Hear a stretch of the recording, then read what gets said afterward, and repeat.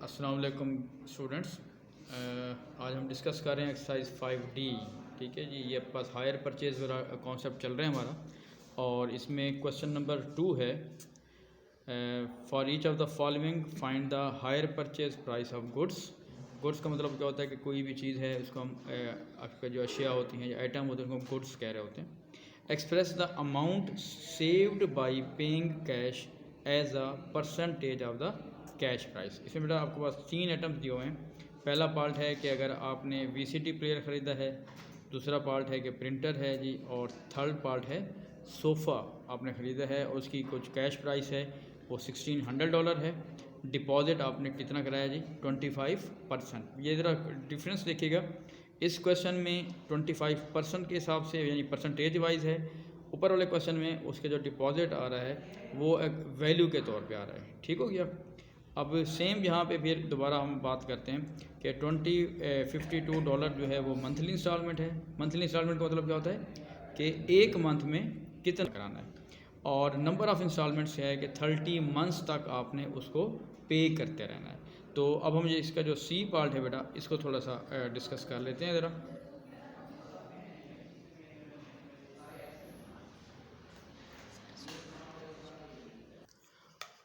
Okay बेटा, ये C part है। इसमें सोफ़ा जो है वो आपके पास उसकी जो कैश प्राइस है दैट इज़ $1600।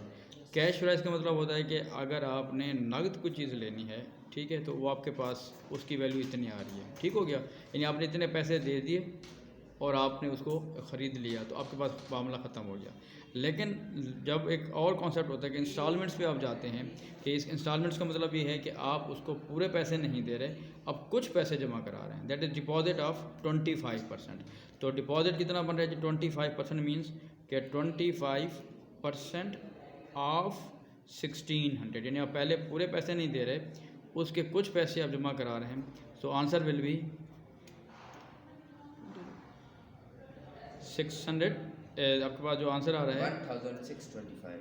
नो, इसको दोबारा मल्टीप्लाई करें, आपके पास जो है 25 टाइम्स 16, 25 टाइम्स 16, तो दैट इज़ 400। इसका मतलब ये हुआ कि आपने सारे पैसे जमा नहीं कराए और आपने 400 जमा कराए। इसमें जो इंस्टॉलमेंट्स होती है, इंस्टॉलमेंट्स में यही आप इसको कह सकते हैं कि एक इन्जॉयमेंट है कि पैसे आपके 1600 है, लेकिन 1600 आप नहीं दे रहे, सिर्फ क्या दे रहे हैं जी?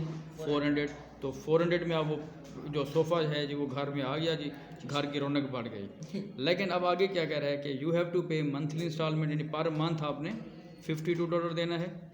नंबर इंस्टॉलमेंट कितने हैं जी? 30। तो फर्स्ट पार्ट है हायर परचेज। लास्ट में हमने डिस्कस किया था कि हायर मीन्स होता है किराए पे कुछ चीज़ लेना, और परचेज होता है आपने ख़रीद लेना। तो अब इसका मतलब है कि आपने जब सोफ़ा लिया है, घर तो ले आए हैं, लेकिन अभी आपने पूरा नहीं ख़रीदा, उसे कुछ पैसे देने भी हैं।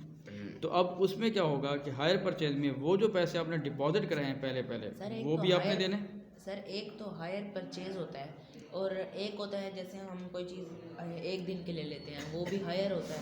वो भी कोई अगर आपको इसमें कोई उसने रखा हुआ है कि भाई एक दिन का किराया कितना है, जैसे फॉर एग्जाम्पल आपके शादी ब्याह की आपकी इंशाल्लाह आपकी शादी होगी, वहाँ पे आप जो है ना वो साउंड सिस्टम मंगवाएंगे, लाइटें मंगवाएंगे, तो उस लाइटम की भी, क्योंकि आपके शादी के लिए वो एक दिन के लिए लाइट्स होती हैं, 2 दिन के लिए होती हैं। बाद लोग जो है वो ज़रा ज़्यादा खुशी में होते हैं तो हफ्ता भी लाइटें लगा देते हैं, तो फिर वो पूरा हफ्ते की भी होता है, तो वो जितने दिन की लगाएंगे उसके हिसाब से। लेकिन उनका जो चार्जेस होते हैं वो पर डे होते हैं, वो पर डे लेते हैं आपसे। ठीक है जी।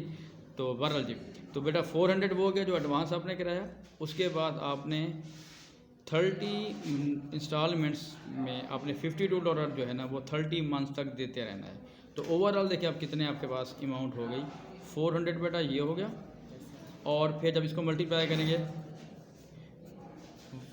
1560 ये हो गया, तो मीन्स के टोटल जो आपके पास बन गया है वो बन गया जी 1960। तो मीन्स के अब आपका ध्यान में रखिएगा कि अगर आप वो चीज़ कैश में ले लेते, नकद ले लेते, then you will pay only 1600। लेकिन अब आपने क्योंकि हायर परचेज में गए हैं, इंस्टॉलमेंट्स में गए हैं, तो देन यू हैव टू पे $1960। क्लियर होगी बात जी। अब वो कहते हैं एक्सप्रेस अमाउंट सेव्ड बाई। अब सेव्ड का मतलब ये होगा कि ज़ाहिर है कि आपको पास ज़्यादा पैसे देने पड़े हैं।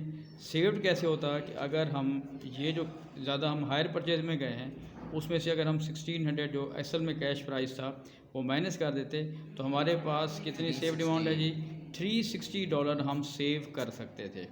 But the question is express the amount saved by the cash price paying cash price as a percentage of cash price.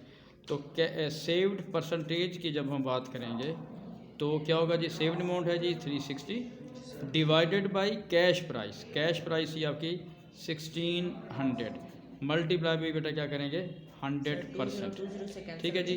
अगर आपके पास इसको आप सिंपल यूँ कर सकते हैं। हाँ जी, क्या आंसर आ रहा है बेटा? 22.5 22.5% मीन्स कि आप जो पैसे हैं वो बचा सकते थे, उसको आप सेव कर सकते थे।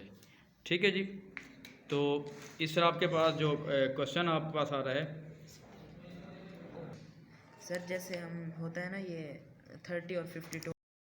अच्छा बेटा, आप ये पूछ रहे थे कि इसको हमने कैसे मल्टीप्लाई किया। इसका आसान एक तरीका ये हो सकता है, आप सिंपल 3 को मल्टीप्लाई करते हैं 52 से बस। अब इसको आप मेंटली भी मल्टीप्लाई कर सकते हैं। जब 3 को 52 से मल्टीप्लाई करेंगे 3 2 * 6 और 3 5 * 15, आगे एक ज़ीरो है तो आगे आप ज़ीरो लगा देंगे तो आपका ये आंसर ये आ जाएगा। ठीक है, ये आपका क्विक हो जाएगा इस तरह। क्लियर? Okay sir. चलिए, उम्मीद काफ़ी आपको ये बात क्लियर होगी question. Yes sir. Thank you. Well